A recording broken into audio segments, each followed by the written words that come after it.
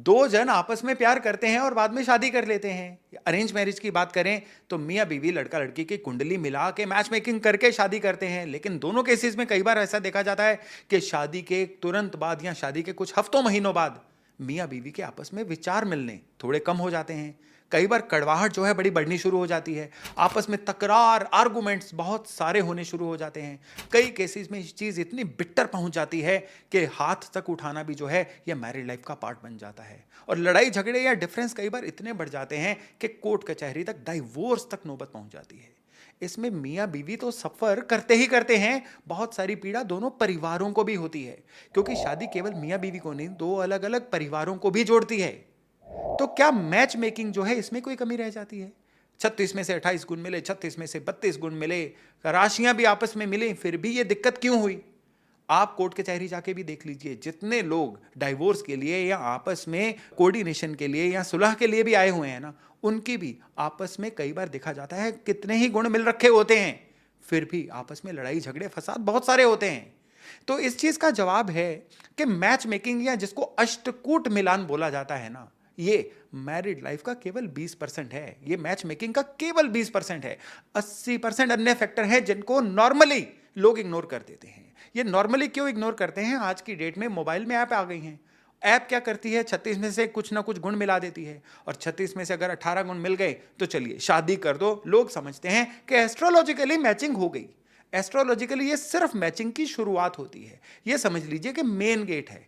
अभी उस घर के अंदर जाके, जिसको हम मैच मेकिंग बोलते हैं, प्रॉपर चीज़ों का समन्वय देखना, अरेंजमेंट देखना बड़ा ज़रूरी है। ये नहीं देखेंगे तो फिर मैच मेकिंग की कोई गारंटी नहीं, अष्टकूट मिलान की कोई गारंटी नहीं कि शादी चलेगी। आज के वीडियो में हम यही चर्चा करने वाले हैं कि अष्टकूट मिलान से हटके इसके बियॉन्ड क्या क्या देखा जाए कि एक मैरिड लाइफ जो है स्टेबल मैरिड लाइफ कहलाए। नमस्कार, मेरा नाम है योगेश शर्मा। स्वागत है आपका happy life with Yogesh Sharma में। और दोस्तों, इस वीडियो में आगे बढ़ने से पहले एक विनम्र निवेदन कि अगर अभी तक आपने अपने इस चैनल को सब्सक्राइब नहीं किया है तो कृपया सब्सक्राइब जरूर करिएगा और बेल बटन दबाना बिल्कुल मत भूलिएगा। ये जो अष्टकूट मिलान होता है ना, इसमें कौन से 8 कूट आते हैं? ये होते हैं वर्ण, वश्य, तारा, योनि, एक राशि जिसको ग्रह मैचिंग या ग्रह मैत्री बोला जाता है, गण, भकुट और नाड़ी। ये वो 8 कूट हैं जिनके पॉइंट्स दिए जाते हैं, और इनके टोटल पॉइंट्स 36 बनते हैं। तो इसमें कई बार क्या होता है कि 36 में से जितनी स्कोर ज्यादा मिल जाए ना, लोग मानना शुरू कर देते हैं, या लोगों के अंदर एक धारणा बन चुकी है अब शादी अच्छी चलेगी। भाई, शादी अच्छी चलाने के लिए 1 मिनट के लिए इस भकुट को या इस गण को या ये अष्टकूट को 1 मिनट के लिए साइड पे रख दीजिए। सबसे पहले आइए कि बर्थ चार्ट में बाकी जो प्लेनेटरी कॉम्बिनेशन है, क्या वो आपस में मिल रहे हैं? ये है बाकी 80%। किस तरह से देखना है, इसके लिए सबसे बड़े बिंदु चेक करिए। सबसे बड़े बिंदु किसी भी बर्थ चार्ट में, वो आप चाहे शादीशुदा जिंदगी के लिए देख रहे हो, किसी के करियर के लिए देख रहे हो, किसी की हेल्थ के लिए देख रहे हो, किसी के वेल बींग के लिए देख रहे हो, आपको हमेशा एक चीज याद रखनी है कि किसी भी कुंडली में सूर्य और चंद्रमा ये पीड़ित नहीं होने चाहिए। ये पीड़ित होंगे तो जिंदगी के अलग अलग एवेन्यूज में, जिंदगी के अलग अलग दौर में अलग अलग तरह की परेशानियां देंगे। तब इंसान जो है ना, ये खुशियों को एब्जॉर्ब नहीं कर पाता है। ऐसा इंसान जो है ये मैग्नेट बन जाता है किसी ना किसी तरह की ट्रबल के लिए। तो मैच मेकिंग करनी है ना, गुण, बेसिक गुण अगर मिल गए, अब आगे चलिए। सबसे पहले तो देखिए कि लड़के और लड़की के कुंडलियों में चंद्रमा की क्या पोजीशन है। चंद्रमा अगर दोनों के अपनी अपनी जगह पे स्टेबल होंगे, चंद्रमा उनकी मानसिक स्थिति बताते हैं। शादी जब होती है ना, शादी में सबसे पहले क्या होता है, लड़की को नए माहौल में एडजस्ट करना पड़ता है। लड़के के जीवन में नई तरह की जिम्मेदारियां आती हैं, और लड़की की सबसे बड़ी प्रॉब्लम क्या होती है, लड़का मेरी सुनता नहीं है, लड़का ज्यादा अपने घर वालों के प्रति अलाइंड है, लड़का मुझे वो स्पेस नहीं दे रहा है। लड़कियों के ये सवाल होते हैं, और लड़का कहता है ये नई जगह पे एडजस्ट नहीं कर पा रही है, हमारे आपस में विचार नहीं मिल रहे हैं। इन सारी चीजों का जवाब जो होता है ना, ये चंद्रमा के पास होता है। सपोज करिए किसी का चंद्रमा जो है अष्टम भाव में है, चंद्रमा शनि के साथ है, चंद्रमा राहु या केतु के प्रभाव में है। ऐसा इंसान जो है, इसको नए माहौल में सेटल होने में बड़ा ज्यादा टाइम लगता है। अगर आपको वधू या वर की कुंडली में चंद्रमा ऐसी पोजीशन पे दिख रहा है ना, तो फिर आपको उनको स्पेस ज्यादा देना पड़ेगा, उनको समय ज्यादा देना पड़ेगा, उनको बाकियों से ज्यादा आपको समझना पड़ेगा, आपको फ्लेक्सिबल ज्यादा होना होगा, ये एस्ट्रोलॉजी कहती है। इसको इग्नोर नहीं कर सकते। और वहीं अगर चंद्रमा की हम बात करते हैं तो चंद्रमा इंसान का इमोशनल बिहेवियर भी है। कोई भी इंसान अपनी बात को ना माने जाने पे इमोशनली कैसा रिएक्ट करता है, ये भी चंद्रमा बताएंगे। आपने कई बार मियाँ बीवी की तकरार में देखा है ना कि कोई एक बहुत इमोशनल हो जाता है, पति इमोशनल हो जाता है तो बात करना ही बंद कर देता है, पति इमोशनल होता है तो वो घर से बाहर चला जाता है, बीवी इमोशनल होती है तो कई बार बहुत हाइपर हो जाती है। ये सारी चीजें चंद्रमा कंट्रोल करते हैं। तो जब तक चंद्रमा एक दूसरे के तालमेल में नहीं बैठते तब तक जो शादीशुदा जिंदगी है वो एडजस्ट करने में बहुत सारी ट्रबल आने वाली है। और चंद्रमा से हटके बाकी प्लैनेट्स की भी बात करें, पहले तो सूर्य की बात करते हैं ना। सूर्य जो है, अब आप कुंडली में एक और चीज देखिए, सूर्य क्या है, सूर्य को एस्ट्रोलॉजी में कहा गया है आपका कोर पर्पस, आपकी आत्मा। ठीक है, ये चीजें अपने आप में सच है, लेकिन जो सूर्य है ना, ये आपके अंदर की ईगो भी है। सूर्य जो है ये आपकी सेल्फ रिस्पेक्ट भी है। सूर्य रिस्पेक्ट करवाना भी जानता है, सूर्य रिस्पेक्ट करना भी जानता है। जिसका सूर्य खराब होगा ना, वो सामने वाले की रिस्पेक्ट नहीं करेगा, इसके बहुत चांसेस बनते हैं। और शादी म्यूचुअल रिस्पेक्ट पे जुड़ी होती है। जितना कोई अपने जीवन साथी की किसी भी परिस्थिति में इज्जत करेगा, रिस्पेक्ट करेगा, उतना शादीशुदा जिंदगी के अच्छा चलने के चांसेस बढ़ते हैं। तो सूर्य जो है, इसका हेल्थ देखना, सूर्य की स्ट्रेंथ देखना बहुत ज्यादा जरूरी होता है। कुंडली में अष्टकूट मिलान की बात हो रही थी ना, अष्टकूट मिलान में बहुत सारे पॉइंट, सबसे ज्यादा पॉइंट 8 पॉइंट जिसको दिए जाते हैं ना, वो होता है नाड़ी को। कहते हैं ना नाड़ी दोष है, ये बच्चों के लिए मुश्किल होगा। तो नाड़ी दोष भी जो है ना, ये सूर्य की स्ट्रेंथ पे डिपेंड करता है। अगर कुंडली में आपने देखना है ना कि किसी के नाड़ी दोष है, तो सिंपली कुंडली में दोनों के सूर्य की हेल्थ देख लो। अगर दोनों में कुंडलियों में सूर्य की हेल्थ अच्छी है ना, यानी सूर्य पे गुरु की दृष्टि है, सूर्य उच्च राशि में है, सूर्य अपने किसी मित्र की राशि में है, सूर्य किसी पाप ग्रह यानी शनि वगैरह के साथ नहीं बैठा हुआ है, सूर्य के दाएं बाएं खराब प्लेनेट नहीं है, ये होती किसी प्लेनेट की हेल्थ को देखना। तो सूर्य अगर अच्छी पोजीशन पे होंगे तो नाड़ी दोष अगर किसी कैलकुलेशन में आया भी है ना, तो भी चल जाएगा। नाड़ी दोष ये नहीं कहता है कि संतान नहीं होगी, नाड़ी दोष ये कहता है कि इनकी संतान की हेल्थ खराब हो सकती है, संतान लेट पैदा हो सकती है, कंसीव करने में दिक्कत हो सकती है, या संतान के बारे में इनको जीवन में कोई ना कोई चिंता हो सकती है। हालांकि एस्ट्रोलॉजी में आगे जाके दान के द्वारा या पूजा पाठ के द्वारा सारी चीज़ों की रेमेडीज बताई गई हैं, लेकिन वो तो पर्सन टू पर्सन डिपेंड करता है ना। लेकिन केवल नाड़ी दोष के नाम पे कुंडली को रिजेक्ट कर देना भी सियानापन नहीं है। तो नाड़ी दोष के कई परिहार बताए गए हैं, उसमें सबसे बड़ी टेक्निक आज आपको दे रहा हूं कि सन की हेल्थ को देख लीजिए।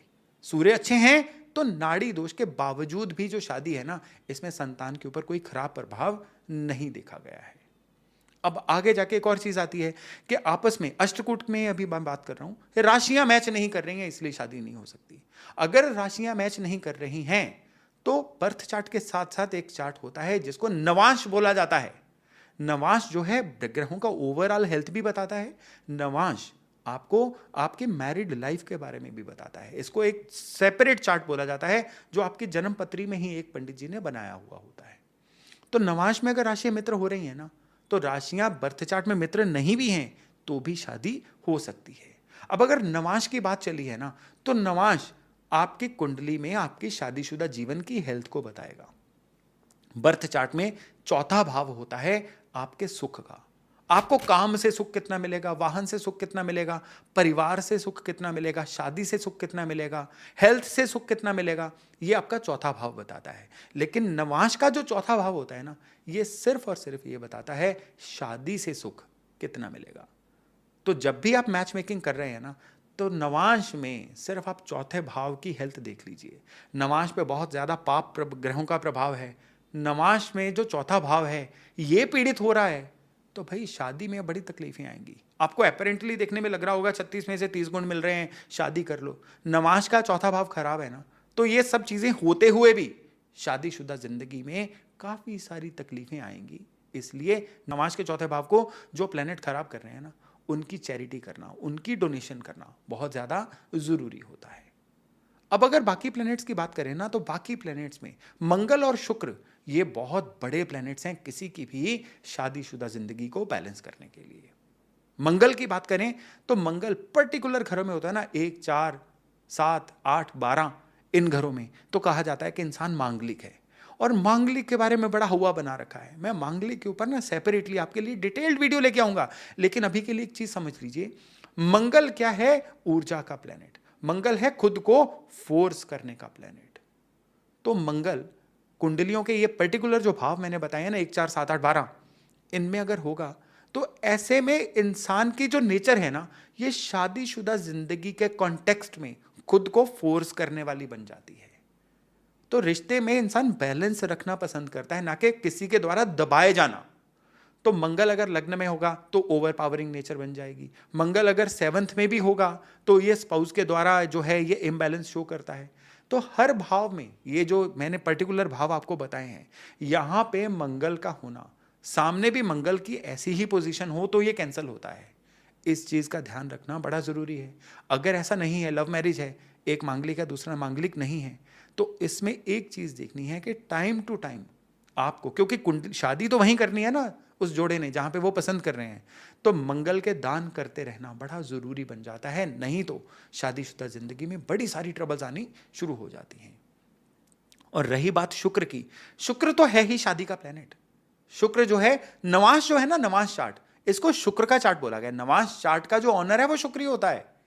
तो नवांश में शुक्र की पोजीशन क्या है, बर्थ चार्ट में शुक्र की पोजीशन क्या है, ये बताएगी शादीशुदा जिंदगी कैसी रहेगी। शुक्र अगर पीड़ित है ना, तो कोई ना कोई ऐसा कारण बनेगा कि जो आपकी शादीशुदा जिंदगी को खराब कर सकता है। सपोज करिए कि शुक्र जो है बहुत बुरी तरह से पीड़ित है, तो डिपेंड करेगा, अगर शुक्र मंगल से पीड़ित है तो मियां या बीवी के भाई बहनों की तरफ से शादी में ट्रबल आ सकती है। अगर सेकंड लॉर्ड पापी ग्रह है और वो शुक्र को पीड़ित कर रहा है, तो फिर क्या होगा कि ससुराल वाले शादीशुदा जिंदगी में बैलेंस रखने में ट्रबल क्रिएट करेंगे। कई बार कहते हैं ना, लड़का कहता है जी लड़की सारा दिन अपनी मदर से ही बातें करती रहती है, या इसकी मदर इसको उल्टी सीधी पट्टियां पढ़ाती रहती है, या लड़की कहती है कि लड़के के जो पेरेंट्स हैं यही इतने ज़्यादा इंटरफेयरिंग है कि ये हमारी ज़िंदगी को बसने नहीं दे रहे हैं। वो इस तरह का केस होता है। तो जब कुंडली मिलानी है, मैंने इतनी सारी जो चीज़ें आपको बताई हैं ना, अब इसको अगर हम स्ट्रक्चराइज करें, एक स्ट्रक्चर में बांधें, तो क्या है कि अष्टकूट में आप बेसिक मैचिंग कर लीजिए कि राशियां मित्र हैं, नाड़ी वाला दोष तो नहीं है। इसके बाद आगे चलें। अगर मंगल की खराबी है, मंगल के दान करने के बाद शादी करवाइए। शुक्र की खराबी है, शुक्र को बैलेंस करिए। चंद्रमा और सूर्य की पोजीशन को चेक करिए, मेंटली ये दोनों आपस में कंपैटिबल है कि नहीं। सूर्य की पोजीशन को चेक करिए कि कहीं ईगो का इशू तो नहीं आएगा, फॉल्स पैम्पर्ड ईगो तो नहीं है जो शादीशुदा जिंदगी को खराब करेगी। और नवांश में सुख स्थान को चेक कर लीजिए।